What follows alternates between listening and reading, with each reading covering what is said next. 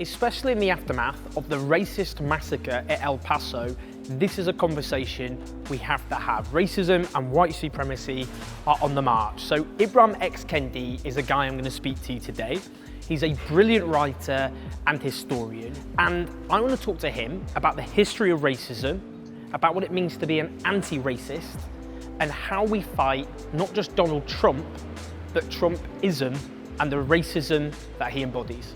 So Ibram, I'm really interested in your background because you were born in New York and your parents were ordained as ministers after you were born, but they were very influenced by the Black Power movement, by liberation theology, and I'm just really interested in the impact that had on your ideas, your development. Sure. So yeah, my parents met in what was known as the Black Power movement, specifically the Black theology movement, and this was among Black Christians who thought of Jesus as Black and God as Black, and from the beginning I was taught Black was beautiful. From the beginning I was taught that racism should be challenged very actively.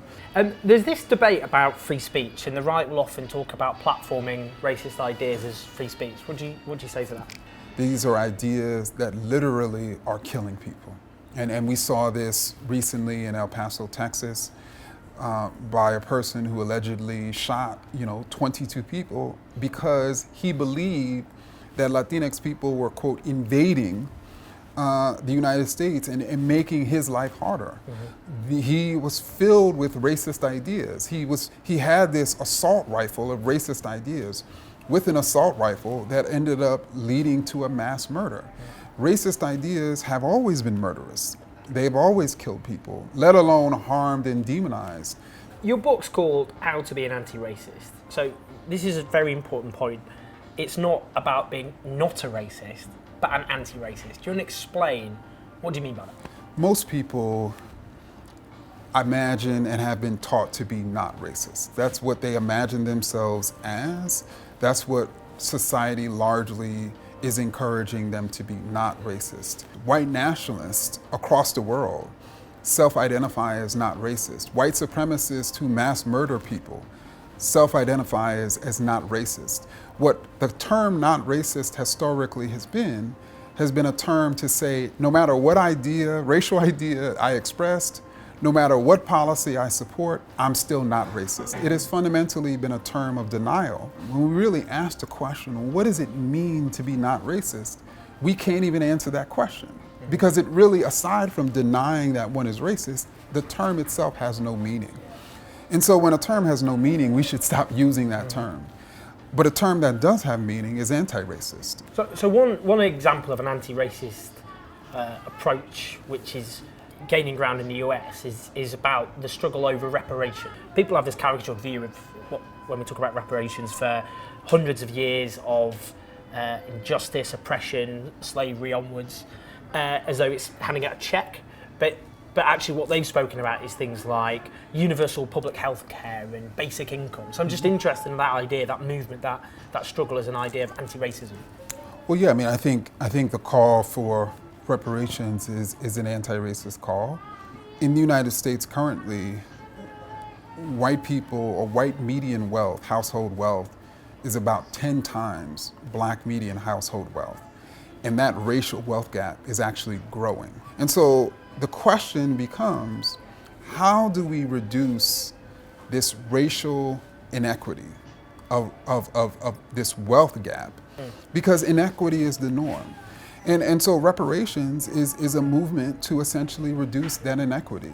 And it recognizes that racist policies, past and present, are the reason why whites have 10 times more wealth. Not because white people are better with their money, are smarter, are fiscally mature. No racial group has this sort of monopoly on supreme economic actors.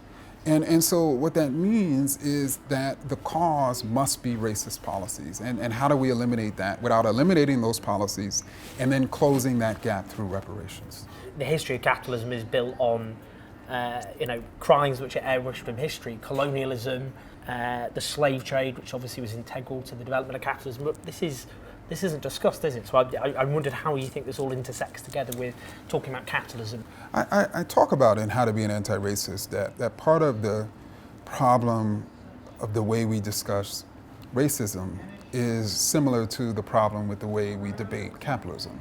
You can't separate capitalism from racism. They emerged during the same period and they have long thrived together. But you can't really challenge one effectively without challenging the other. You can't truly be anti-racist if you're not being anti-capitalist. It is not a coincidence that the Western majority white world is also the richest.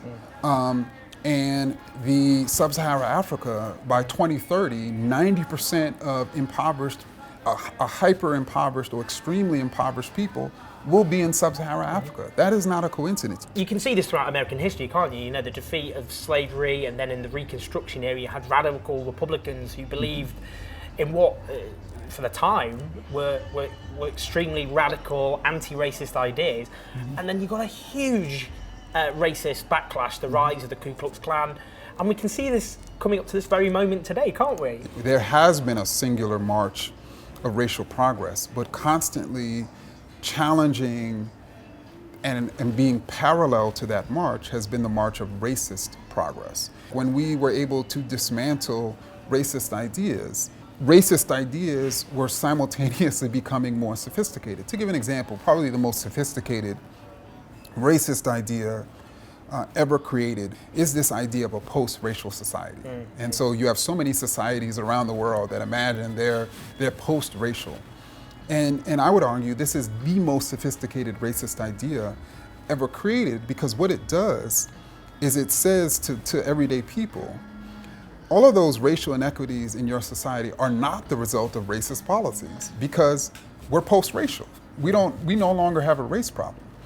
And so what it does to the individual is it causes them to say, okay, if these inequities are not the result of racist policies, they must be the result of inferiorities or the problems of these racial groups. And so it causes the individual to create their own racist ideas to understand inequality in their society. And is leading to, of course, the emergence of white nationalism and white supremacy across the Western world by people who also identify as not racist. And so I wondered, how do you understand the rise of Donald Trump, and how do you define Trumpism? What are we talking about with Trumpism?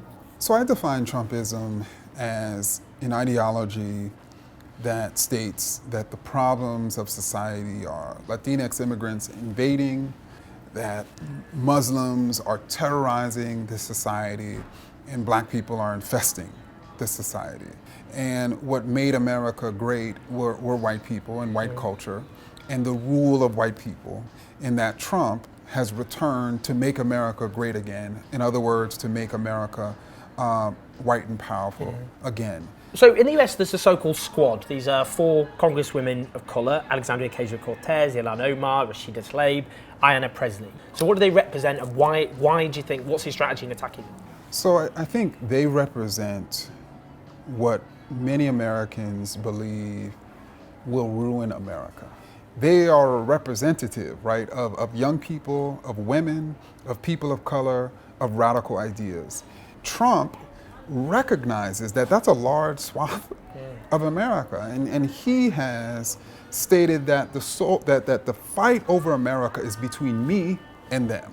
Who are you going to choose? You have some Americans, many Americans, if that's essentially the choice that it's going to come down to, it's going to leave many Americans in a very precarious position, and some Americans are going to choose him. In many ways, if Trump is saying to these women and to who they represent that they are not American and they need to go back, moderates are saying to them that you can be here, you are an American, but this is the way you're supposed to act as an American. This is the way in which you bring about change, through these more moderate, gradual sort of ways. And what I would argue is even that is problematic, right? We should not be telling anyone how to be an American. How do we fight Trump effectively? And also, what gives you hope more broadly in the US? Because we've seen the rise of lots of progressive movements, from Occupy to BLM, the Sanders movement, the Squad, AOC, and do they give you optimism?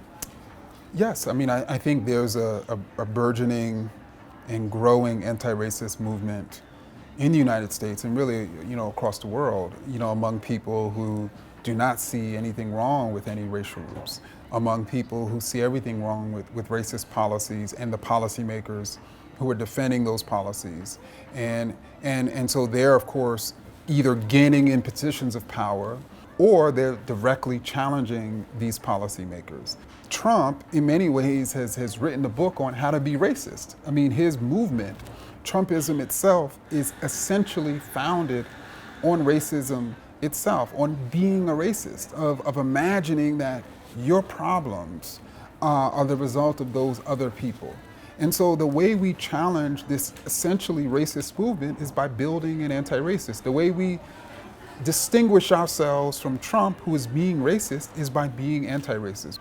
Ibram, huge inspiration. It's a huge privilege. Thanks so much. Thank you so much. What an incredible guy. Look up his work. In a time of which we live in today, it's so critical we learn from Ibram's work.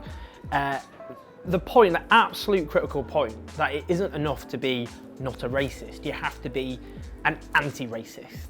And in the age of Trump and Trumpism, and obviously the turmoil that afflicts our own country and so many other Western countries at the moment, the lessons that he offers are critical, but also hope, the optimism.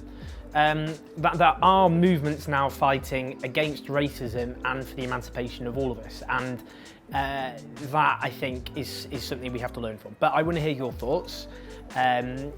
Really interested to know whether you're in the US or in Britain or across other countries about the struggle against racism. Maybe you're part of it, and what your hopes and thoughts are.